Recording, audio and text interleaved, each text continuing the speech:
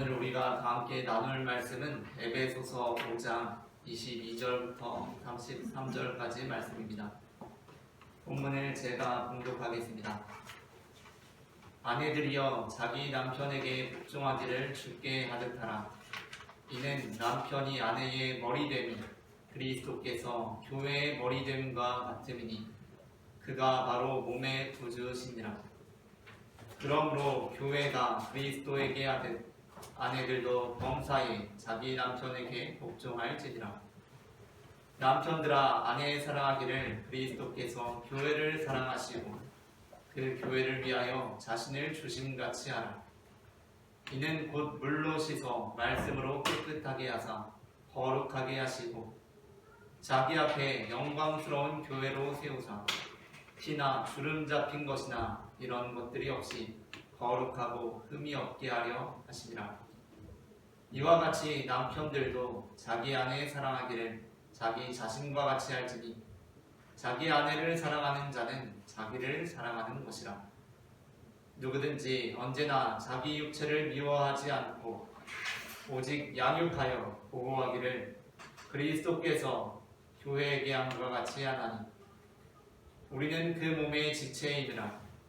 그러므로 사람이 부모를 떠나 그의 아내와 합하여 그둘이 한 육체가 될지니 이 비밀이 크도다. 나는 그리스도와 교회에 대하여 말하노라. 그러나 너희도 각각 자기 아내 사랑하기를 자신같이 하고 아내도 자기 남편을 존경하라. 아멘. 우리가 지난주까지는 갈라디아서 말씀을 나누었습니다. 그리고 이제 원래 에베소서를 다 함께 나누고 그 다음에 빌립보서로 넘어가야 하는데, 에베소서에 관한 본문은 저희가 성경을 이렇게 쭉 읽기 전에 잠시 교회력을 가지고 우리가 말씀을 나눌 때에 에베소서 대다수의 본문들을 저희가 다루었던 바 있습니다. 그중 에베소서 5장에 오늘 해당되는 부분만 다루지 않아서 에베소서는 5장 이 말씀만 다루고 빌립보서로 넘어가려고 합니다. 에베소서의 다른 본문들에 대한 내용은 교회 홈페이지와 유튜브에 남아있으니까 그 본문들을 참고하셔도 좋겠습니다. 아브라함은 창세기 12장에서 처음 하나님의 부르심을 받습니다. 그 부르심의 핵심은 아버지의 집을 떠나 내게 보여줄 땅으로 가라는 것이었고, 아브라함은 그 말씀에 순종했습니다. 창세기 12장 1절부터 4절입니다. 여호와께서 아브라함에게 이르시되 너는 너의 고향과 친척과 아버지의 집을 떠나 내가 내게 보여줄 땅으로 가라. 내가 너로 큰 민족을 이루고 내게 복을 주어 내 이름을 창대하게 하리니 너는 복이 될지라. 너를 저주하는 자에게는 내가 복을 내리고 너를 저주하는 자에게는 내가 저주하리니 땅의 모든 족속이 너로 말미암아 복을 얻을 것이라 하신지라. 이에 아브라함이 여호와의 말씀을 따라갔고 롯도 그와 함께 갔으며 아브라함이 하란을 떠날 때에 75세였더라. 아멘. 그렇게 아브라함은 아내 사라와 가나안 땅에 들어가게 됩니다. 그런데 그곳에서 아브라함은 하나님의 뜻밖의 말씀을 듣습니다. 그것은 그 땅을 네 자손에게 주리라는 말씀이었습니다. 7절입니다. 여호와께서 아브라함에게 나타나 이르시되 내가 이 땅을 네 자손에게 주리라 하신지라. 아멘. 그 말씀이 뜻밖이었던 것은 아브라함과 그의 아내 사라에게는 자손이 없었기 때문이었습니다. 그렇다면 하나님께서는 어떻게 그 약속의 말씀을 이루셨겠습니까? 하나님께서는 노년의 아브라함과 그의 아내 사라에게 이삭이라는 자녀를 주심으로써 그 약속을 이루십니다. 그런데 한 가지 문제가 있었습니다. 그것은 이삭을 얻기까지 아브라함이 하나님의 말씀을 온전히 신뢰하지 못하므로 중간에 사라의 몸종 하가를 통해 이스마엘이라는 아들을 얻게 되었었고, 그 둘이 갈등을 빚게 되었던 것이었습니다. 그렇다면 이 본문이 의미하는 것은 무엇이겠습니까? 우리는 이 본문이 그저 아브라함 가정에 벌어졌던 자녀들 간의 갈등을 우리에게 전달해 준다고 할 수도 있습니다. 그러나 바울은 이 본문을 단순히 아브라함 가정에 일어난 두 아내와 두 자녀의 갈등으로만 보지 않습니다. 바울은 이 본문이 약속의 자녀에 관한 말씀이라고 합니다. 갈라디아서 4장 22절부터 26절입니다.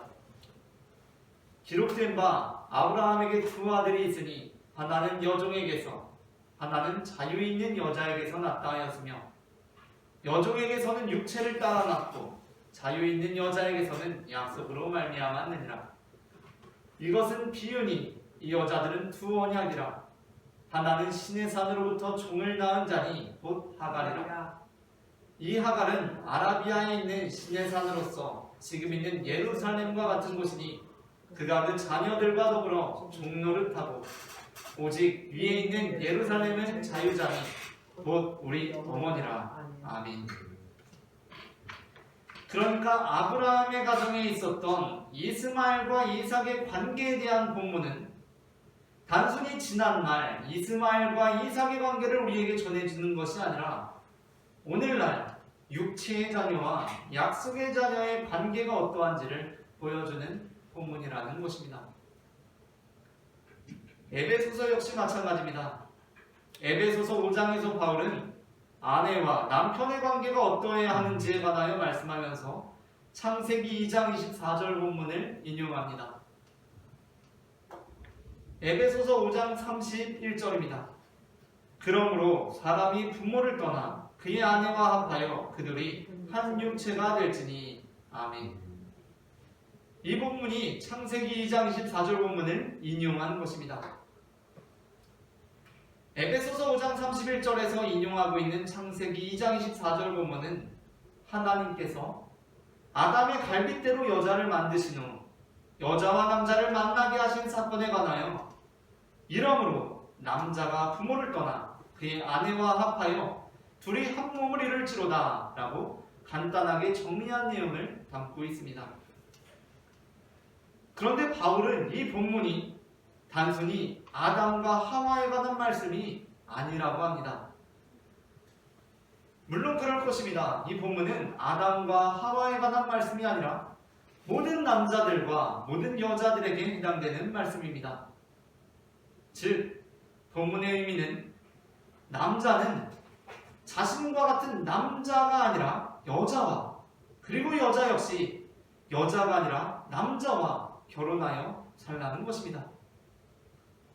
이 본문이 단순히 아담과 하와를 의미하지 않고 모든 남자와 여자를 향해 있는 것은 아담이 부모를 떠날 필요가 없었다는 데서도 나타납니다. 그래서 바울은 에베소서 5장에서 이 창세기 본문을 근거로 아내와 남편의 관계에 관하여 말씀합니다. 그러나 바울의 메시지는 거기서 그치지 않습니다. 바울은 이 본문이 단순히 아담과 하와 또는 아내와 남편에 관한 본문이 아니라 그리스도와 교회의 관계에 관한 메시지라고 말씀합니다. 31절부터 32절입니다. 그러므로 사람이 부모를 떠나 그의 아내와 합하여 그들이 한 육체가 될지니 이 비밀이 크도다. 나는 그리스도와 교회에 대하여 말하노라. 아멘. 그러므로 우리는 남자와 여자에 관한 창세기 본문을 읽을 때 그것을 단순히 아담과 하와에 관한 말씀으로 읽어서는 안 됩니다. 나아가 남편과 아내에 관한 에베소서 본문을 읽으면서도 그것을 그저 남편과 아내에 관한 본문으로만 읽어서도 안 됩니다. 그 이유는 바울이 그 스스로 지금 이 본문을 기록하고 있는 이유는 그저 아담과 하와 남편과 아내에 관하여 말씀하기 위함이 아니라 그보다 근본적으로 그리스도와 교회에 관하여 말씀하기 위함이라고 하고 있기 때문입니다. 아멘. 물론 여기서 아담과 하와는 그리스도와 교회를 그대로 의미하지는 않습니다. 특히 하와와 함께 범죄한 아담은 그리스도와 정확히 상응하지는 않습니다. 그래서 바울은 로마서 5장에서 아담을 오실자의 모형으로 제시하면서도 아담과 예수 그리스도를 분명하게 대비하고 있습니다. 14절부터 15절입니다. 그러나 아담으로부터 모세까지 아담의 범죄와 같은 죄를 짓지 아니한 자들까지도 사망이 왕노릇하였나니 아담은 오실 자의 모형이라. 그러나 이 은사는 그 범죄와 같지 아니하니 곧 한 사람의 범죄를 인하여 많은 사람이 죽었은즉 더욱 하나님의 은혜와 또한 한 사람 예수 그리스도의 은혜로 말미암은 선물은 많은 사람에게 넘쳤느니라. 아멘. 그러니까 아담은 오실 자의 모형이면서 동시에 분명히 대비되는 면이 있다는 것입니다. 고린도전서 15장에서도 마찬가지입니다. 45절부터 47절을 제가 읽겠습니다. 기록된 바 첫사람 아담은 성령이 되었다함과 같이 마지막 아담은 살려주는 영이 되었나니 그러나 먼저는 신령한 사람이 아니요 육의 사람이요 그 다음에 신령한 사람이니라. 첫사람은 땅에서 났으니 흙에 속한 자이거니와 둘째 사람은 하늘에서 나셨느니라. 아멘. 분명히 아담과 그리스도는 다릅니다. 그러나 바울은 아담과 그리스도 안에서 아담이 그리스도를 모형으로 나타내는 부분을 우리에게 제시하고 있습니다. 그렇기 때문에 바울은 아담을 남편 되신 그리스도로 하와를 아내 된 교회로 보는 관점으로 에베소서와 함께 고린도후서 11장에서도 일관되게 기술하고 있습니다. 고린도후서 11장에서 바울은 그리스도와 교회의 관계를 남편과 아내의 관계 그리고 아담과 하와의 관계를 상징으로 하여 말씀합니다. 2절부터 3절입니다. 내가 하나님의 열심으로 너희를 위하여 열심을 내노니 내가 너희를 정결한 처녀로 한 남편인 그리스도께 드리려고 중매함이로다. 그러나 나는 뱀이 그 관계로 하와를 미혹한 것 같이 너희 마음이 그리스도를 향하는 진실함과 깨끗함에서 떠나 부패할까 두려워하노라. 아멘. 여기서 남편은 누구입니까? 남편은 그리스도입니다. 그렇다면 정결한 아내, 정결한 처녀, 곧 아내 될 여인은 누구입니까? 바로 고린도 교회와 성도들을 의미합니다. 그런데 고린도 교회와 성도들은 또한 누구이기도 합니까? 고린도 교회와 성도들은 뱀의 유혹을 받는 하와이기도 한 것입니다. 오늘 우리는 그리스도와 교회라는 제목의 설교를 나눕니다. 제가 먼저 제목을 읽으면 따라 읽는 식으로 두 번 읽어보겠습니다. 그리스도와 교회, 그리스도와 교회, 그리스도와 교회. 그리스도와 교회. 전해지는 말씀을 통하여서 남편이신 그리스도의 아내된 교회란 어떠한 공동체인지를 알게 되고 아내된 교회에 속해 있는 우리가 남편이신 그리스도의 정결한 처녀가 되어 그리스도께 영광스러운 교회가 되기를 소망합니다. 아멘. 그렇다면 남편된 그리스도의 아내된 교회란 어떠한 공동체입니까? 먼저 첫째 함께 읽겠습니다. 첫째, 아내된 교회는 남편 되신 그리스도의 다스림을 받는 공동체입니다. 에베소서 5장 22절부터 24절을 제가 공독하겠습니다. 아내들이여 자기 남편에게 복종하기를 주께 하듯 하라. 이는 남편이 아내의 머리됨이 그리스도께서 교회의 머리됨과 같음이니 그가 바로 몸의 구주시니라. 그러므로 교회가 그리스도에게 하듯 아내들도 범사에 자기 남편에게 복종할지니라. 아멘. 성경에 익숙하지 않은 사람들뿐만 아니라 성경에 익숙한 사람들 중에도 많은 아내 되는 분들이 본문에 나타난 복종이라는 단어에 대해 상당한 거부감을 느낍니다. 뿐만 아니라 요즘에는 믿음의 남편들도 본문에 나타나는 복종이라는 단어에 대해 불편함을 느낍니다. 그 이유는 남자와 여자가 동등하듯 남편과 아내 역시 대등한 관계인데 아내더러 남편에게 복종하라고 하는 것이 성차별적이고 시대착오적인 것처럼 느껴지기 때문입니다. 그러나 본문은 단순히 아내와 남편의 관계에 대하여 말씀하고 있는 것이 아니라 그리스도와 교회에 관하여 말씀하고 있는 것입니다. 그러므로 본문에 나타난 복종이라는 단어 역시 우리를 억압하는 의미가 아니라 우리에게 자유를 주는 메시지인 것입니다. 결혼하기 전에 춘향이는 그 어떠한 남자에게도 복종할 필요가 없습니다. 그러나 그럼에도 불구하고 춘향이의 인생은 전혀 자유롭지 못했습니다. 왜냐하면 춘향이는 어떠한 남자에게도 복종할 필요가 없었지만 그렇다고 해서 자유로운 것이 아니라 오히려 다수의 남자들에게 휘둘리는 인생을 살고 있었기 때문이었습니다. 그래서 많은 여자들, 많은 남자들은 안정을 얻기 위해 결혼을 하는 것입니다. 그러니까 우리는 이 세상의 모든 굴레에서 벗어나고 싶다라고 말하곤 하지만 실제로 하나님께서 우리로 하여금 이 세상의 모든 굴레에서 벗어나게 해주셔서 중력으로부터까지 자유롭게 되면 우리는 그 현실에서 실제로 자유를 느끼는 것이 아니라 극도의 불안함을 느끼면서 주님, 제발 제 발을 땅에 붙여주시옵소서 라고 기도하게 되는 것입니다. 남편 대신 그리스도에게 복종해야 하는 것을 부당하게 여기는 잘못된 교회의 착각은 남편이 없다면 내가 지금 얼마나 자유롭겠는가 하고 생각하는 것입니다. 그러나 그것은 잘못된 생각입니다. 예수 그리스도의 아내가 되어 그리스도의 다스림을 받기 전 우리의 상태는 결코 자유로운 상태가 아니었기 때문입니다. 우리는 수많은 불특정 다수의 남자들에게 휘둘리는 상태, 이 남자가 이렇다고 하면 이런 줄 이 말에 휘둘리고 저 남자가 저렇다고 하면 저 말에 휘둘리는 상태, 즉 남편된 죄의 다스림을 받는 상태였습니다. 창세기 3장 16절은 범죄한 하와에게 내려졌던 저주에 관하여 이렇게 말씀합니다.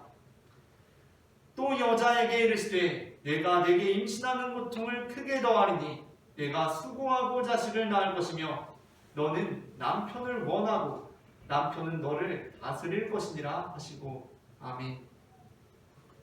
여기서 남편의 다스림을 받는다는 것이 바로 죄의 지배를 받게 되리라는 것입니다. 그러나 우리가 그리스도의 아내된 교회가 될 때 우리의 상태는 달라집니다. 우리는 이제 그리스도에게 복종하는 존재들이 됨으로써 죄로부터 자유로운 존재들이 되는 것입니다. 이제 우리는 우리 남편만 신경 쓰면 되지 이웃집 남편은 신경 쓸 필요가 없게 된 것입니다.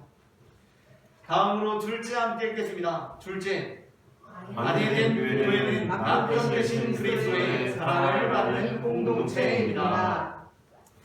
에베소서 5장 25절부터 27절을 제가 공독하겠습니다. 남편들아, 아내 사랑하기를 그리스도께서 교회를 사랑하시고 그 교회를 위하여 자신을 주심같이 하라. 이는 곧 물로 씻어 말씀으로 깨끗하게 하사 거룩하게 하시고 자기 앞에 영광스러운 교회로 세우사 티나 주름 잡힌 것이나 이런 것들이 없이 거룩하고 흠이 없게 하려 하시니라. 아멘.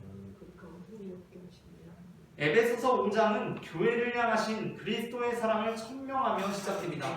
1절부터 2절입니다. 그러므로 사랑을 받는 자녀같이 너희는 하나님을 본받는 자가 되고 그리스도께서 너희를 사랑하신 것 같이 너희도 사랑 가운데서 행하라. 그는 우리를 위하여 자신을 버리사 향기로운 제물과 희생제물로 하나님께 드리셨느니라. 아멘. 마태복음 16장은 에베소서 5장과 함께 그리스도와 교회의 관계를 가장 잘 보여주는 본문 중 하나입니다. 그곳에서 예수님께서는 베드로로부터 주는 그리스도시요 살아계신 하나님의 아들이시니이다 라는 신앙 고백을 들으시고 시몬에게 반석을 의미하는 베드로라는 새로운 이름을 주시며 바로 그 베드로라는 반석 위에 교회를 세우리라고 말씀하셨습니다. 그런데 이렇게 아름다운 대화는 21절에서 전환을 맞습니다. 그것은 예수님께서 자신의 고난받으실 것과 죽임을 당하고 다시 살아나야 할 것을 제자들에게 말씀하시자 그 말씀을 들은 베드로가 그런 일은 절대로 일어나서는 안 된다고 항변했던 것이었습니다. 하지만 그럼에도 불구하고 예수님께서는 교회를 위하여 자신을 주심을 주저하지 않으셨습니다. 그러므로 에베소서를 쓰기 전 바울이 에베소에 머물다가 떠나게 되었을 때의 내용을 담고 있는 사도행전 28장에서 사도 바울은 교회에 대하여 하나님이 자기 피로 사신 교회라는 표현을 사용합니다. 28절입니다. 여러분은 자기를 위하여 또는 온 양떼를 위하여 섬가라. 성령이 그들 가운데 여러분을 감독자로 삼고 하나님이 자기 피로 사신 교회를 보살피게 하셨느니라. 아멘. 믿음의 아내들 중 어떤 이들은 에베소서 5장 25절부터 27절 본문 남편들에게 자기 아내를 사랑하라고 명령하는 본문을 읽으면서 성경에서는 남편에게 아내를 사랑하라고 하셨는데 내 남편은 나를 왜 이렇게 사랑하지 않느냐고 신세한탄을 하기도 합니다. 물론 본문이 모든 믿음의 남편들에게 명령하고 있는 바는 자신들의 아내를 사랑하라는 것임이 분명합니다. 그러나 그렇다고 해서 믿음의 아내들이 내 남편은 나를 사랑하지 않는다고 본문을 통해 낙담할 필요는 없습니다. 그 이유는 본문이 우리에게 근본적으로 전하고자 하는 것은 교회의 남편 되신 그리스도께서 그 안에 된 교회 그리고 그 가운데 속한 모든 지체들을 자신을 주시기까지 사랑하셨고 지금도 자신을 주심같이 사랑하신다는 것이기 때문입니다. 그러므로 우리는 이 본문을 통하여 왜 성경에서는 남편에게 아내를 사랑하라고 말씀하는데 당신은 왜 나를 사랑하지 않느냐고 자기 남편에게 따져야 하는 것이 아니라 성경에서 남편 되신 그리스도께서 아내 된 교회 그리고 그 가운데 속한 모든 지체들을 사랑하신다 하셨으니 그리스도께서는 지금도 그 자신을 내어주시기까지 나를 사랑하신다고 믿으며 감격해야 하는 것입니다. 아멘. 마지막으로 셋째 함께 읽겠습니다. 셋째, 아내 된 교회는 남편 되신 그리스도께서 합하여 한 몸이 되신 공동체이다. 에베소서 5장 28절부터 32절을 제가 봉독하겠습니다.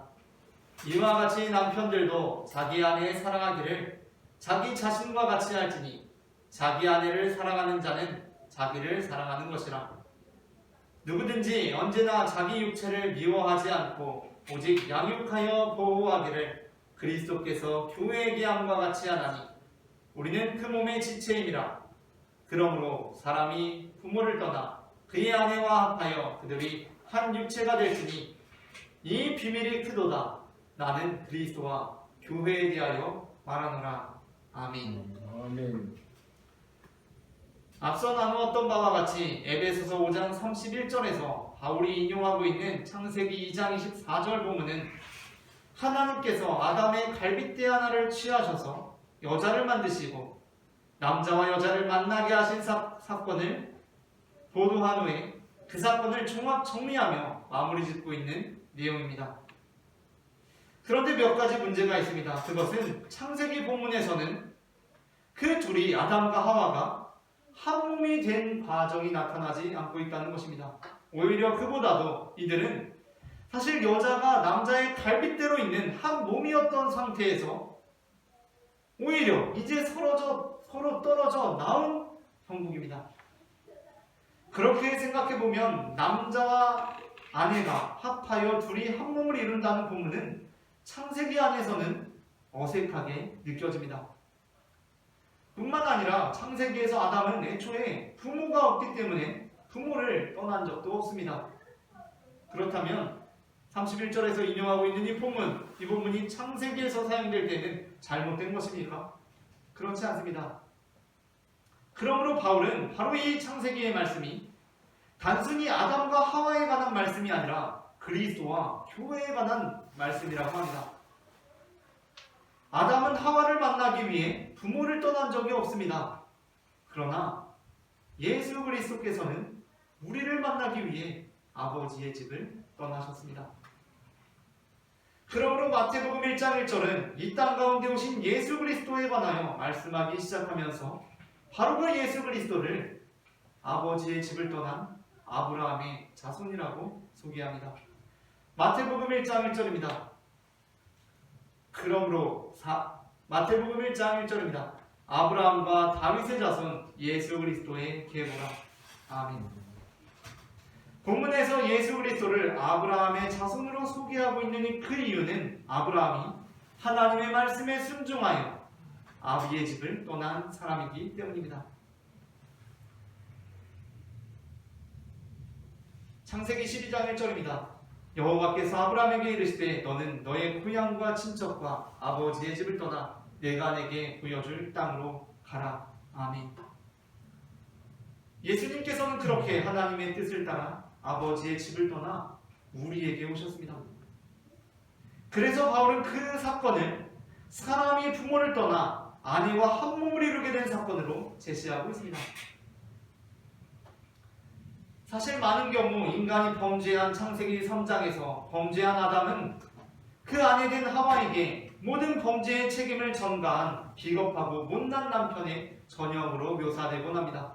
11절부터 12절입니다. 이르시되 누가 너의 벗었음을 내게 알렸느냐? 내가 내게 먹지 말라 명한 그 나무 열매를 네가 먹었느냐? 아담이 이르되 하나님이 주셔서 나와 함께 있게 하신 여자 그가 그 나무 열매를 내게 주므로 내가 먹었나이다. 아멘.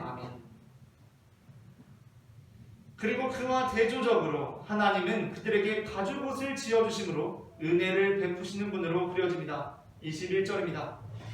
여호와 하나님이 아담과 그의 아내를 위하여 가죽옷을 지어 입히시니라. 아멘.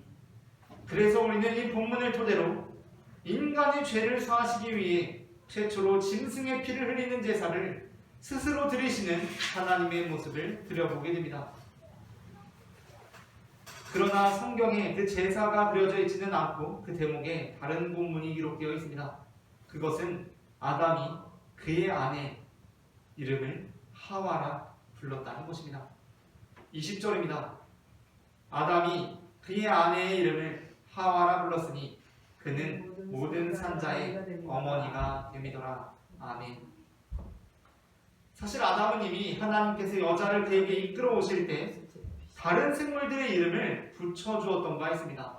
그래서 본문을 읽어보면 하나님께서 남자의 발빗대로 여자를 만드시고 아담에게 데려오셨을 때 아담은 다른 생물들의 이름을 붙여주고 있었기 때문에 그때 하와의 이름을 붙여줘야만 할 것 같습니다. 그런데 그곳에서는 하와의 이름을 붙여주지 않고 기쁨을 노래하기만 합니다.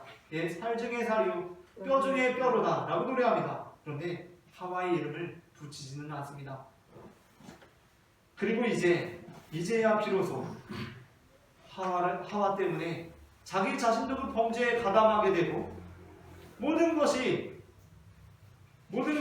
망가지게 되었을 때 아담은 하와의 이름을 부르게 되는 것입니다. 그런데 그때 그 아내의 이름을 어떻게 부릅니까? 하와라고 부릅니다.